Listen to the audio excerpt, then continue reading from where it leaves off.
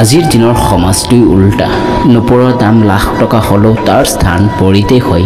আৰু কপালত লগোৱা টিপটো 2 টকা হ'লেও তাৰ স্থান মূৰতেই হয় যিজনে মনৰ পৰা অলপ তেল পৰিমাণ জ্ঞান দিলেই তেওঁ আপোন ভাই খাটি বন্ধু হৈ যায় ইতিহাস সাক্ষী আছে নিমখত কেতিয়াও পৰুৱা নধৰে আৰু মিঠাইতো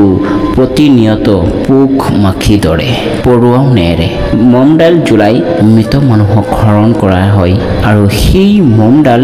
নুমুৱাই জন্মদিন পালন কৰে কি অদ্ভুত ন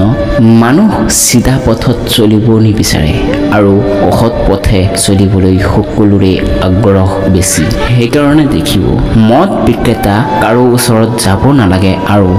গাখীৰ বিক্ৰেতা অলিয়ে গলিয়ে ঘূৰি ফুৰি গাখীৰ বিক্ৰী কৰিব লাগে আমি গাখীৰ বিক্ৰেতাসকলক কওঁ যে গাখীৰত কি পানী মিহলাইছে আৰু মদত আমি নিজেই পানী মিহলাই খাওঁ আজিলৈকে মানুহৰ নীতিটো বুজিবই নোৱাৰিলোঁ কাৰোবাক যদি জন্তু কওঁ তেতিয়া তেওঁ খং কৰে আৰু যদি তেওঁক সিংহ কওঁ তেতিয়া তেওঁ বহুত সুখী হয় কি অদ্ভুত ন আজি আমাৰ সমাজৰ পুৰা চিষ্টেমটো উল্টা